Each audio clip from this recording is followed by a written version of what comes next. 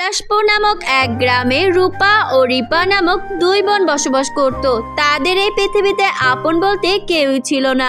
দুই বোন তাই যখন যে কাজ পেত তাই করত, আর এভাবে কোনো মতে তারা নিজেদের প্রতিদিনের খাবার জোগাড় করত। দুই বোনের মধ্যে অনেক মিল ছিল, তাদের মধ্যে কোনো হিংসা বিদ্বেষ ছিল না। দিন শেষে দুই বোন খাবার ভাগাভাগি করে খেত। এইভাবেই তাদের দিন কাটছিল, কিন্তু দিন দিন তাদের অভাব আরো বেড়েই চলেছিল। এতে করে দুই বোন অনেক চিন্তায় পড়ে যায়। একদিন রূপা রিপাকে বলে, আপু তোমার কি হয়েছে? তুমি এত চিন্তা কেন করছো? না খেয়ে তো আমার থাকার অভ্যাস আছে। চলো আজকে দুই বোন পানি খেয়ে ঘুমিয়ে পড়ি, কালকের ব্যবস্থা কালকে হবে। তাই বললে চলে রে বোন? আমরা যদি প্রতিদিন এইভাবে পানি খেয়ে ঘুমিয়ে পড়ি তাহলে তো দুজনের একজন অসুস্থ হয়ে পড়বো, আর তুই এইটুকু বয়সে এত কষ্ট করিস, আমার খুব খারাপ লাগে। আজকে যদি আমাদের মা বাবা বেঁচে থাকতো তাহলে আমাদের সাথে কখনোই এমনটা হতো না। আর আমি তোর এমনই হতভাগা বোন যে তোকে দুবেলা দুমুঠো খাবারও খেতে দিতে পারি না। চিন্তা করো না আপু, কালকে কাজ শেষ করে আমরা আটা কিনে আনবো, তারপর রুটি বানিয়ে খাবো। এতটুকু বলে দুই বোন পানি খেয়ে ঘুমিয়ে পড়ে। সেই দিনের পর থেকে তাদের অনেক দিনই পানি খেয়ে কাটাতে হতো। এইভাবে আরো কয়েকটা দিন কেটে যায়। একদিন তারা এক বাড়িতে কাজ পেয়ে যায় এবং খুশি মনে দুই বোন কাজ করে। সারাদিন কাজ করার পর সেই বাড়ির লোকেরা তাদের দুই বোনকে সামান্য কিছু টাকা দেয়। সেই টাকাগুলো নিয়ে তারা বাজারে যায় আর খুশি মনে কিছু আটা কিনে বাড়িতে ফিরে। তখন রাস্তায় তাদের সাথে এক বৃদ্ধ বুড়ি দেখা হয়। বুড়ি তাদেরকে দেখে বলে, এটি আজকে 2 দিন হলো আমি কিছু খাই না, আমায় কিছু খাবার খেতে দেবে? আরে বুড়িমা, আপনার কতটা কষ্ট, আমরাও আজকে 2 দিন ধরে না খেয়ে আছি। আপনি আমাদের সাথে আমাদের বাড়িতে চলুন, তারপর আমরা যা বানাবো আপনি তাই খাবেন বুড়িমা। এরপর রিপা ও রূপা বৃদ্ধ বুড়িকে নিয়ে তাদের বাড়িতে চলে আসে। বাড়িতে এসে সেই আটাগুলো দিয়ে তারা দুই বোন খুব তাড়াতাড়ি বুড়ির জন্য রুটি তৈরি করে। বুড়ি সেই রুটি খেয়ে অনেক খুশি হয় আর বলে, ঠিক তোমরা খাবে না? তোমরাও তো না খেয়ে আছো, এই 2টো রুটি তোমরাও খেয়ে নাও। আজকে আমি রাস্তায় অনেক সময় দাঁড়িয়েছিলাম, কই কেউ তো তোমাদের মতো আমায় সাহায্য করলো না। তোমাদের অর্থ সম্পদ না থাকতে পারে, তবু তোমাদের মন অনেক বড়। মা, আপনি আগে তৃপ্তি সহকারে খাবার খান, আপনি খেলেই আমাদের মন ভরে যাবে। আমাদের টাকা পয়সা না থাকতে পারে, তবু আমরা অন্যকে সাহায্য করার জন্য সব সময় প্রস্তুত থাকি বুড়িমা। তোমাদের কথা শুনে খুব ভালো লাগলো, আমি তোমাদেরকে কিছু দিতে চাই।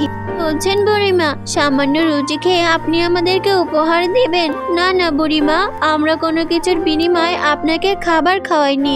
আপনি হাসি মুখে চলে যান আর আবারও আসবেন। আরে বেটি, আমি তোদেরকে একটা জিনিস দিব, দাঁড়া, আমার পুটুলি থেকে সেই সোনা ও রূপার চাবি দোকানা বের করি। এই কথা বলে বৃদ্ধ বুড়ি তার পুটুলি থেকে সোনা ও রূপার 2টো চাবি বের করে আর তাদেরকে দিয়ে বলে, এই চাবি দোকানা তোদের কাছে রেখে দিস, এটা জাদুর চাবি, এই চাবি দিয়ে সব কিছুর দরজা খুলবে। আপনি কি বলছেন? আমরা কিছুই বুঝতে পারছি না। আপনি যখন এত করে আপনার এই 2টো চাবি আমাদেরকে দিতে চাইছেন, তাহলে এই চাবি 2টো আমরা খুব যত্ন সহকারে আমাদের কাছে রেখে দেব। কিন্তু আজকে আপনি যাবার পর আমরা আপনার জন্য অপেক্ষা করব, কারণ আমাদের এই পৃথিবীতে আপন বলতে কেউ নেই। আপনি আবার আসবেন তো বুড়িমা? আরে বাচ্চা, আমি অবশ্যই আসবো, তোদেরকে দেখতে আমাকে যে আসতেই হবে। ছোট্ট বন্ধুরা, আমাদের আজকের এই গল্পটি তোমাদের কাছে কেমন লাগছে? যদি ভালো লেগে থাকে তাহলে কমেন্ট বক্সে তোমাদের নাম বলে যাও, পরবর্তী গল্পে তোমাদের নাম ব্যবহার করা হবে। এরপর বৃদ্ধ বুড়ি চলে যায় আর দুই বোন ঘুমিয়ে পড়ে। সেই রাতে হঠাৎ করেই রূপার ঘুম ভেঙে যায়। তখন রূপা ভাবে, বুড়িমার কথা শুনে তো আমার রাতে ঘুমই হচ্ছে না। সত্যি সত্যি কি এই জাদুর চাবি কোনো কাজে আসবে? তবে আমি আমাদের রান্নাঘরের তালাটা এই জাদুর চাবি দিয়ে খুলে দেখি তো। এসব কথা ভেবে সে ওই জাদুর সোনার চাবিটি নিয়ে যখনই তাদের রান্নাঘর খোলে, সাথে সাথে তাদের ভাঙাচোরা রান্নাঘরটি চকচকে সোনার রান্নাঘরে পরিণত হয়ে যায়। এটা দেখে রূপা অনেক অবাক হয়ে যায় আর বলে, তার মানে এটা সত্যি সত্যি জাদুর চাবি। এখন এই রূপার চাবিটি দিয়ে দেখি তো আসলেই আমাদের রান্নাঘর রূপার হয় নাকি। এরপর যখনই রূপা সেই রূপার চাবিটি রান্নাঘরের তালা খুলতে যায় তখনই আবারও সেই রান্নাঘর পরিবর্তন হয়ে যায়। রান্নাঘরটি রূপার রান্নাঘর হয়ে যায়। রূপা এগুলো দেখে অনেক খুশি হয়ে যায়। পরের দিন সকালে সে তার বোনকে সব ঘটনা বলে। এরপর থেকে তাদের আর কোনো কিছুর অভাব থাকে না। তারা সেই সোনা ও রূপা রান্নাঘরের দ্বারা দেখতে দেখতে তাদের অবস্থার অনেক পরিবর্তন করে ফেলে। তারা গরিব অসহায় মানুষদেরকে সাহায্য করতে থাকে। সেই সোনা ও রূপা রান্নাঘরের সাহায্যে সবাইকে সাহায্য করে হাসি আনন্দে সুখে স্বাচ্ছন্দ্যে তাদের দিন কাটাতে থাকে। ছোট্ট বন্ধুরা, আমাদের আজকের এই গল্পটি তোমাদের কাছে কেমন লেগেছে? যদি ভালো লেগে থাকে তাহলে এখনই একটা লাইক দিয়ে আমাদের চ্যানেলটিকে সাবস্ক্রাইব করে দাও। দেখা হচ্ছে পরের কোনো নতুন ভিডিও নিয়ে। ততক্ষণ ভালো থেকো বন্ধুরা। ধন্যবাদ। উর্মিলা তার মেয়ে পায়েলকে নিয়ে একসাথে থাকতো। উর্মিলা পায়েলকে খুব ভালোবাসতো। সে তার মেয়ের সব ইচ্ছা পূরণ করার জন্য সব সময় চেষ্টা করত। উর্মিলার স্বামী গোপাল মারা যাওয়ার পরেও সে কখনো পায়েলকে কোনো কিছুর অভাব হতে দেয়নি। সে পায়েলের সব শখ পূরণ করত। পায়েলের স্কুলের লেখাপড়া শেষ হয়ে যায়। তারপর কলেজের পড়ার জন্য উর্মিলা পায়েলকে শহরের নাম করা ভালো একটি কলেজে ভর্তি করায়। উর্মিলা দর্জির কাজ করে জামা কাপড় সেলাই করে টাকা উপার্জন করাই একমাত্র অবলম্বন ছিল তার। আর তা দিয়েই সে তার মেয়ে পায়েলের সব ইচ্ছা পূরণ করার চেষ্টা করত। গরমের ছুটিতে পায়েল কলেজ থেকে বাড়িতে বেড়াতে আসে। মা, আগামী মাসে আমার পরীক্ষা শুরু হবে, তাই এখন থেকে আমি আর তোমার সাথে দেখা করতে আসতে পারবো না। আর আমি হোস্টেলে থেকেই লেখাপড়া করব। মা, তুমি নিজের খেয়াল রেখো আর আমাকে নিয়ে এত বেশি চিন্তা করো না মা। তোকে নিয়ে তো আমার সারাক্ষণ চিন্তা হতে থাকে রে মা। চিন্তা হয়, হোস্টেলের সব জিনিস তুই ঠিক মতো পাচ্ছিস তো? হোস্টেলে সবকিছুই ঠিক মতো পেয়ে যাই আমি। উফ মা, তুমি এত চিন্তা করা বন্ধ করো। আর হ্যাঁ মা, এই কামিজ জামা সেলাই করে আর পাঠাবে না। কলেজের সবাই আমার এই কামিজ জামা দেখে অনেক হাসাহাসি করে। শহরের সবাই ওয়েস্টার্ন জামা কাপড় পরে। এর থেকে বরং তুমি আমাকে কিছু টাকা পাঠিয়ে দিও মা, আমি নিজেই জামা কাপড় কিনে নিব। ওয়েস্টার্ন? এটা আবার কেমন জামা? সে যাই হোক মা, তুই কোনো চিন্তা করিস না। তুই হোস্টেলে গেলে আমি মানি অর্ডার করে টাকা পাঠিয়ে দেব। তুই শুধু মনোযোগ দিয়ে লেখাপড়া করিস মানিক আমার। পায়েল হোস্টেলে ফিরে গেলে উর্মিলা তার সেলাইয়ের কাজে লেগে পড়ে। এভাবেই দিন যেতে থাকে। 2 মাস পার হয়ে যায়, কিন্তু পায়েল তার মায়ের সাথে দেখা করার জন্য বাড়িতে যায়নি। উর্মিলার পায়েলের জন্য ভীষণ চিন্তা হতে থাকে। তাই উর্মিলা নিজেই পায়েলকে দেখতে শহরে তার কলেজে চলে যায়। পায়েল তার বান্ধবীদের সাথে কলেজের সামনে বসে আড্ডা দিচ্ছিল। হঠাৎ সে তার মাকে কলেজের মাঠে ঢুকতে দেখে। তাড়াতাড়ি করে সে আড্ডা থেকে উঠে তার মায়ের কাছে এসে বলে, মা, এই সব কি? তুমি এখানে কেন এসেছো? তার আগে এখান থেকে বাইরে চলো। আমি এখানে সবার সামনে তোমার সাথে কথা বলতে পারবো না। কেন রে মা, কি হয়েছে? এখানে কোনো সমস্যা আছে? আমি তো শুধু দেখতে এসেছি আমার মেয়ে কোথায় থাকে, কোথায় লেখাপড়া করে, আমার মেয়ের বন্ধুরা কেমন। চল মা, তোর বান্ধবীদের সাথে আমাকে পরিচয় করিয়ে দে। মা, তুমি এভাবে সবার সামনে আমাকে অপমান করতে চাইছো? তুমি তো দেখতেই পারছো এখানে সবাই কত বড় লোক, আর আমার বান্ধবীদের মা বাবারা সবাই গাড়িতে করে তাদের সাথে দেখা করতে আসে। তুমি এখানে এই পুরনো ছেঁড়া জামা কাপড় পরে এসেছো। তোমাকে যদি কেউ দেখে ফেলে তাহলে আমাকে নিয়ে অনেক তামাশা করবে। প্লিজ মা, রাগ করো না। তুমি এখন বাড়িতে চলে যাও। আমার পরীক্ষা যখনই শেষ হবে আমি তখন তোমার সাথে দেখা করে আসব। এখন দয়া করে চলে যাও এখান থেকে মা। মেয়ের মুখের এই কথা শুনে উর্মিলা অনেক কষ্ট পায়, আর সে কলেজ থেকে মন খারাপ করে বাড়ি ফিরে যায়। এদিকে পায়েলের বান্ধবীরা তাকে জিজ্ঞেস করে, আরে পায়েল, ওই পুরনো ছেঁড়া শাড়ি পরা মহিলাটিকে। আর তুই ওই মহিলার সাথে কি কথা বলছিলি? উনি কি তোর মা নাকি রে? আরে না না, কি বলছিস? ওই মহিলা রাস্তা ভুলে গিয়েছে আর ভুল করে এই দিকে চলে এসেছে, তাই আমি তাকে রাস্তা চিনিয়ে দিচ্ছিলাম। আমার মা তো এদের মতো গরিব মহিলাকে ভিক্ষা পর্যন্ত দেয় না, আর তুই একে আমার মা বলছিস?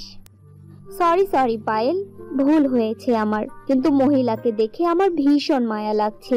উনি তোর সাথে কত সুন্দর করে কথা বলছিল, দেখে মনে হচ্ছিল তুই ওই মহিলারই মেয়ে। মহিলাকে দেখে মনে হচ্ছে মহিলার কোনো বাচ্চা কাচ্চা নেই, তাই হয়তো বেচারি রাস্তায় রাস্তায় ভিক্ষা করছে। আচ্ছা পায়েল, আমি এখন চলে যাই। আজকে আমার মা আমার জন্য কানাডা থেকে গোল্ডেন ওয়াচ আর অনেক গিফট নিয়ে আসবে। আমি গেলাম রে, বাই। বাই কৃতিকা। বাড়িতে এসে উর্মিলা তার স্বামীর ছবির সামনে বসে অনেক কান্না করতে থাকে। তুমি দেখেছো, তুমি চলে যাওয়ার পরেও তোমার আদরের মেয়েকে আমি কখনো কোনো কিছু কমতি হতে দেইনি, আর আজকে তোমার আদরের মেয়ে সবার সামনে আমাকে মা বলতে লজ্জা করছিল। আজ যদি তুমি বেঁচে থাকতে তাহলে আমাকে এই দিন কখনোই দেখতে হতো না। পরের দিন কলেজে গিয়ে কৃতিকা পায়েলকে বলে, পায়েল, তোর জন্য একটি খুশির খবর রয়েছে। কি হয়েছে রে কৃতিকা? আমার বিয়ে ঠিক হয়ে গিয়েছে। ওয়াও, এটা তো খুবই ভালো খবর। হ্যাঁ, আর তোদের সবাইকে আমার বিয়ের সব ফাংশনে আসতে হবে। হ্যাঁ হ্যাঁ, অবশ্যই আসবো কৃতিকা। আমরা তোর বিয়ের সব ফাংশন অ্যাটেন্ড করব, যত যাই হোক না কেন। আমার বেস্ট ফ্রেন্ডের বিয়ে বলে কথা, আমি কি না এসে পারি বল? আচ্ছা আচ্ছা, ঠিক আছে। 2 দিন পরেই আমার বিয়ের হলুদের ফাংশন হবে, তারপরে মেহেদি, আর সব শেষে বিয়ে হবে। আর তাই 3টি ফাংশনেই আমার সব বন্ধুরা তোরা আলাদা আলাদা রঙের গাউন পরে আসবি। হলুদের ফাংশনের জন্য হলুদ রঙের গাউন, মেহেদির ফাংশনের জন্য সবুজ রঙের গাউন, আর বিয়ের দিন লাল রঙের গাউন পরে আসবি। ঠিক আছে তো? আর তোরা সবাই রেডি তো? সব বান্ধবীরা হ্যাঁ বলে ওঠে। তাদের সব কথা শুনে পায়েল গাউনের জন্য একটু চিন্তায় পড়ে যায়। বাড়িতে এসেও পায়েল গাউনের চিন্তায় ঘরের এপাশ থেকে ওপাশে হাঁটতে থাকে। পায়েলকে এত পেরেশান দেখে তার মা বলে, কি রে মা, কি হয়েছে? তুই কি নিয়ে এত চিন্তা করছিস? যখন থেকে বাড়িতে এসেছিস তোকে ভীষণ চিন্তিত দেখাচ্ছে। কি হয়েছে মা, আমাকে খুলে বল। মা, আমার বান্ধবী কৃতিকার বিয়ে ঠিক হয়েছে, আর ওর বিয়ের 3টি ফাংশনের জন্য 3টি আলাদা আলাদা রঙের গাউন পরে যেতে হবে। কিন্তু 3টি তো দূরের কথা, আমার কাছে তো একটা গাউনও নেই মা। আমি চিন্তা করছি আমি বিয়েতে কিভাবে যাব। আমার মা তো আমাকে একটা গাউন পর্যন্ত কিনে দিতে পারে না। কৃতিকার ভাগ্য কত ভালো, ও যা চায় ওর মা সব কিছু দেয় ওকে। আর এইদিকে আমার তো ফুটা কপাল, আমি কখনোই কোনো কিছু চেয়েও পাই না। না রে মা, এভাবে বলে না। আমি তোকে ফাংশনের জন্য 3টি গাউন বানিয়ে দেব, তুই শুধু আমাকে 2 দিন সময় দে মা।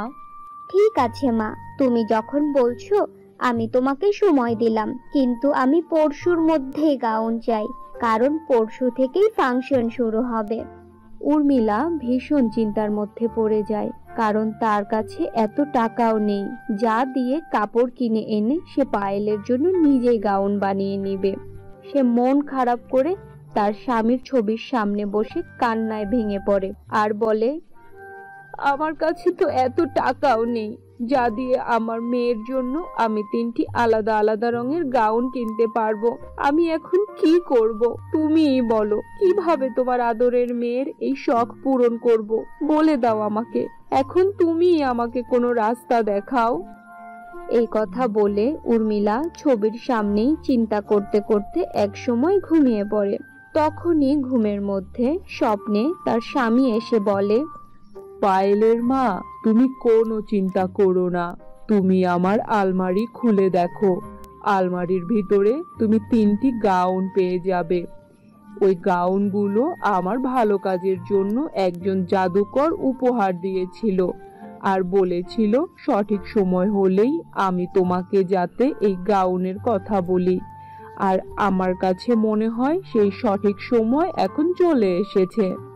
তখনই হঠাৎ করে উর্মিলার ঘুম ভেঙে যায় আর সে জলদি গিয়ে আলমারি খুলে। আলমারির মধ্যে উর্মিলা 3টি জাদুর গাউন পায়। ওই 3টি গাউনই ছিল হলুদ রঙের। দেখ রে মা, তোর জন্য 3টি গাউনের ব্যবস্থা হয়ে গিয়েছে। এখন তো তুই খুশি হয়েছিস? এটা তুমি কি করেছো মা?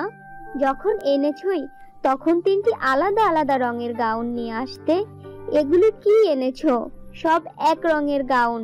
আমি তোমাকে বলেছিলাম মা, 3টি ফাংশনের জন্য 3টি আলাদা রঙের গাউন নিয়ে আসতে। এগুলো তো সব হলুদ, লাল আর সবুজ রঙের গাউন কোথায় মা?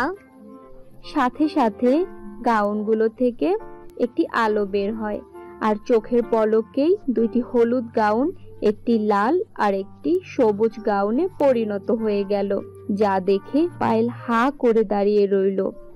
ওয়াও মা, এই গাউনগুলো তো জাদুর গাউন। এগুলো তুমি কোথায় পেয়েছো মা? মারে, এই গাউনগুলো তোর বাবা শুধু তোর জন্যই খুব যত্ন করে সামলে রেখে গিয়েছিল। এখন তুই যা, এই গাউন পরে অনেক সুন্দর করে তৈরি হয়ে নে। এরপর পায়েল হলুদ রঙের গাউন পরে খুশিতে নাচতে নাচতে কৃতিকার হলুদের ফাংশনে যায়। গাউন পরে পায়েলকে অনেক সুন্দর লাগছিল। ফাংশনে সবাই পায়েলকেই দেখছিল, যা দেখে পায়েল অনেক খুশি হয়। এভাবে পরের দিন মেহেদির ফাংশনে পায়েল সবুজ রঙের জাদুর গাউন পরে যায়। আরে দেখ দেখ, কে এসেছে! ফাংশনের প্রান্ত পায়েল। আরে পায়েল, এই গাউন পরে তোকে সবার থেকে অন্যরকম লাগছে। হলুদের ফাংশনেও সবাই তোকেই দেখছিল, আর আজকেও সবাই বউকে ছেড়ে তোর জন্যই অপেক্ষা করছিল। তোকে ভীষণ সুন্দর লাগছে রে। Thank you so much. আচ্ছা, এই গাউন তুই কই থেকে নিয়েছিস? এই লেহেঙ্গা আমার মা আমাকে দিয়েছে। তখনই সেখানে কৃতিকা এসে হাজির হয় আর সে পায়েলকে বলে, পায়েল, তুই অনেক বেশি ভাগ্যবতী যে তুই এত ভালো মা পেয়েছিস, যে তোর সব কিছুর খেয়াল রাখে। অথচ আমার মাকে দেখ, আজকে তার মেয়ের গায়ে হলুদ, কিন্তু আজকেও আমার মা অফিসে গিয়েছে। যা যা আমি চেয়েছি আমার মা আমাকে সব কিছু দিয়েছে, কিন্তু আমার মা আমাকে কখনো সময় দেয়নি, আদর করেনি। মায়ের এই ভালোবাসার ঘাটতি সারা জীবন থেকে যাবে রে Payel. You are so lucky. কৃতিকার কথা শুনে পায়েল তার মায়ের ভালোবাসার মর্ম বুঝতে পারে। ফাংশন শেষ করে বাড়িতে গিয়ে পায়েল তার মাকে বলে, মা, তুমি অনেক ভালো, আমাকে ক্ষমা করে দাও। তুমি দর্জি বলে, পরের জামা কাপড় সেলাই করো বলে সব সময় আমি নিজেকে ছোট মনে করেছি, কিন্তু আমি তো অনেক বড় লোক, কারণ আমার কাছে তুমি সব থেকে বড় সম্পদ আছো। তোমার আদর আর ভালোবাসা আছে। কি হয়েছে রে মা তোর? পাগলের মতো কথা বলছিস কেন? আজকেও কি কেউ তোকে কিছু বলেছে? না মা, কেউ কিছু বলেনি। বাবা মারা যাওয়ার পর সব সময় ছোটবেলা থেকে তুমি আমার মাথার উপরে ছায়া হয়ে আছো। আমার সব ইচ্ছা পূরণ করার জন্য দিনরাত এক করে সেলাইয়ের কাজ করেছো, আর তার বদলে আমি তোমাকে কি দিয়েছি মা?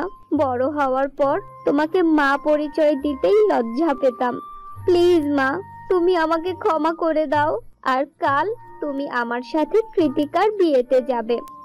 না রে মা, আমি কিভাবে যাব? আর আমার কাছে কোনো ভালো শাড়িও নেই। ওখানে তোকে কত সুন্দর লাগবে, আর তোর পাশে আমাকে অনেক বেমানান লাগবে রে মা। আমি যাব না, তুই একাই চলে যাস। এ তুমি কি কথা বলছো মা? তুমি আমাকে জন্ম দিয়েছো, তুমি যেমনই হও না কেন তুমি আমার মা। কাল তুমি আমার সাথে যাবেই। আমি আমার সব বান্ধবীদের সাথে তোমাকে পরিচয় করিয়ে দেব। পরদিন পায়েল কৃতিকার বিয়েতে যাওয়ার জন্য লাল রঙের গাউন পরে তৈরি হয়। তার মা উর্মিলাও সাধারণ একটি শাড়ি পরে তৈরি হয়। মাকে দেখে পায়েল বলে, মা, আমার ভীষণ গর্ব হচ্ছে যে তুমি আমার মা আর আমি তোমার মেয়ে। আর এই সাধারণ কাপড়েও তুমি আমার কাছে পরীর মতো সুন্দর লাগছো। পায়েল একথা বলার সাথে সাথে তার মা উর্মিলা একজন সুন্দর মহিলাতে বদলে যায়, যা দেখে পায়েল চমকে ওঠে। আরে মা, এটা কি তুমি? আমি কোনো স্বপ্ন দেখছি না তো? আরে পাগলি, তুই এটা কেন ভুলে যাচ্ছিস? এটা জাদুর গাউন, আর এই সব কিছুই এই জাদুর গাউনের কামাল। এরপর পায়েল তার মাকে সাথে নিয়ে তার বান্ধবী কৃতিকার বিয়েতে আসে, আর তার বান্ধবীদের সাথে তার মায়ের পরিচয় করিয়ে দেয়। বন্ধুরা, আজকে আমি তোদের সাথে আমার মায়ের পরিচয় করিয়ে দিতে চাই। ইনি আমার মা। ইনি আমাকে ছোটবেলা থেকে লালন পালন করেছে। আর হ্যাঁ, আমার মা আমার জন্য সবকিছু সেলাইয়ের কাজ করে নিজের দমে করেছে। আপনার সাথে পরিচিত হয়ে অনেক খুশি হয়েছি আন্টি। ইস, আমার মাও যদি আপনার মতো হতো। মন খারাপ করো না কৃতিকা মা, পায়েল যেমন আমার মেয়ে, তেমনি তোমরাও আমার মেয়ের মতো। বিয়েতে তোমার মা থাকতে পারেনি, তাতে কি হয়েছে, আমি তো আছি। তারপর সবাই খুশি মনে কৃতিকার বিয়ে এনজয় করে।